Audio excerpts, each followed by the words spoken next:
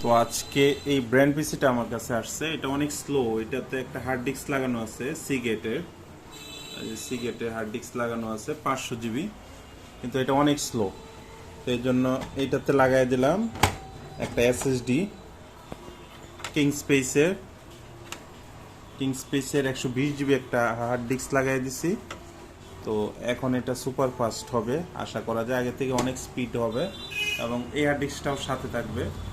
এইখানে দেখেন এই যে উইন্ডোজের ফাইলগুলো কপি হইতেছে। তো এই প্রসেসটা দেখলেই বুঝতে পারবেন কতটুকু দ্রুত হইতেছে। এখানে এটা বসাইছি মনে হয় সর্বোচ্চ 2 মিনিট হবে।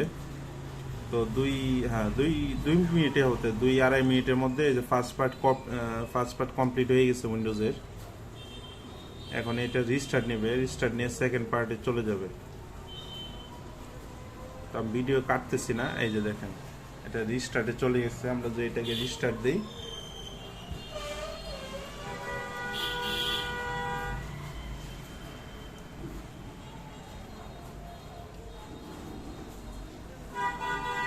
এই যে চলে আসছে। এখানে একটা বিপদ দিছে, এই যে চলে আসছে। তো এটা সেকেন্ড পার্টে চলে আসছে। তো ভিডিওটা করার উদ্দেশ্য হলো যাদের পিসি অনেক স্লো কাজ করতেছে, হার্ড ডিস্ক দিয়ে চালান। আগে সবাই হার্ড ডিস্ক দিয়ে ইউজ করতো আগের পিসিগুলা। তো আপনারা চাইলে একটা এসএসডি লাগাই নিতে পারেন।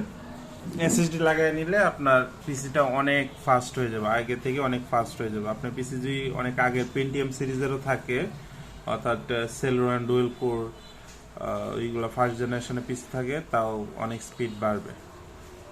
তো এই ছিল আজকে ছোট্ট ভিডিও।